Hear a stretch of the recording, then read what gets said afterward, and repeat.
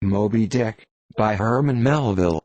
Chapter 33. The Specksnyder.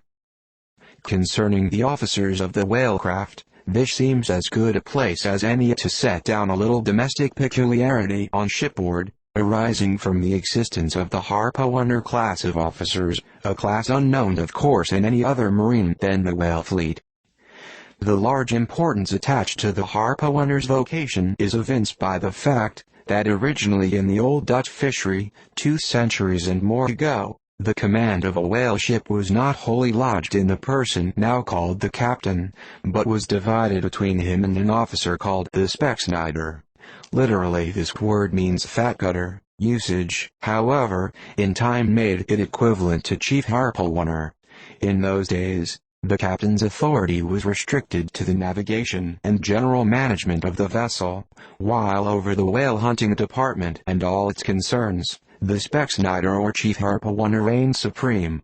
In the British Greenland fishery, under the corrupted title of Specksnyder, this old Dutch official is still retained, but his former dignity is sadly abridged. At present he ranks simply as Senior Harpooneer, and as such, is but one of the captain's more inferior subalterns. Nevertheless, as upon the good conduct of the harpooners the success of a whaling voyage largely depends, and since in the American fishery he is not only an important officer in the boat, but under certain circumstances, night watches on a whaling ground, the command of the ship's deck is also his. Therefore the grand political maxim of the sea demands that he should nominally live apart from the men before the mast, and be in some way distinguished as their professional superior, though always, by them, familiarly regarded as their social equal.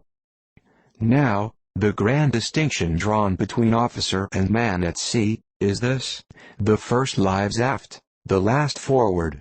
Hence, in whale ships and merchantmen alike, the mates have their quarters with the captain. And so, too, in most of the American whalers the harpooners are lodged in the after part of the ship.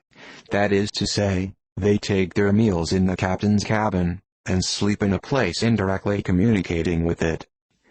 Though the long period of a southern whaling voyage, by far the longest of all voyages now or ever made by man, the peculiar perils of it, and the community of interest prevailing among a company, all of whom, high or low, depend for their profits, not upon fixed wages, but upon their common luck, together with their common vigilance, intrepidity, and hard work, though all these things do in some cases tend to beget a less rigorous discipline than in merchantmen generally, yet, never mind how much like an old Mesopotamian family these whalemen may, in some primitive instances, live together, for all that, the punctilious externals, at least, of the quarter-deck are seldom materially relaxed, and in no instance done away. Indeed, many are the Nantucket ships in which you will see the skipper parading his quarter-deck with an elated grandeur not surpassed in any military navy, nay, extorting almost as much outward homage as if he wore the imperial purple,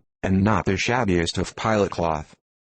And though of all men the moody captain of the Pequod was the least given to that sort of shallowest assumption, and though the only homage he ever exacted was implicit, instantaneous obedience, though he required no man to remove the shoes from his feet ere stepping upon the quarter-deck, and though there were times when, owing to peculiar circumstances connected with events hereafter to be detailed, he addressed them in unusual terms, whether of condescension or in terrorem, or otherwise, yet even Captain Ahab was by no means unobservant of the paramount forms and usages of the sea.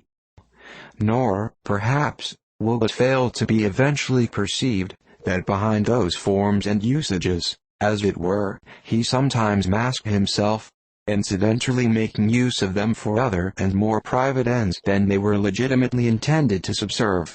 That certain sultanism of his brain, which had otherwise in a good degree remained unmanifested, through those forms that same sultanism became incarnate in an irresistible dictatorship. For be a man's intellectual superiority what it will, it can never assume the practical, available supremacy over other men, without the aid of some sort of external arts and entrenchments, always, in themselves, more or less paltry and base. This it is that forever keeps God's true princes of the empire from the world's hustings, and leaves the highest honors that this era can give to those men who become famous more through their infinite inferiority to the choice hidden handful of the divine inert, than through their undoubted superiority over the dead level of the mass. Such large virtue lurks in these small things when extreme political superstitions invest them, that in some royal instances even to idiot imbecility they have imparted potency.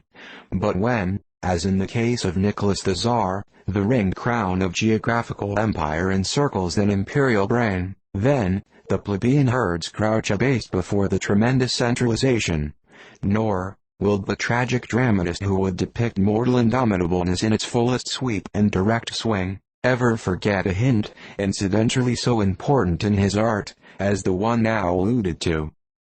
But Ahab, my captain, still moves before me in all his Nantucket grimness and shagginess, and in this episode touching emperors and kings, I must not conceal that I have only to do with a poor old whale hunter like him, and, therefore, all outward majestical trappings and housings are denied me. O Ahab, what shall be grand in me, it must needs be plucked at from the skies, and dived for in the deep, and featured in the unbodied air.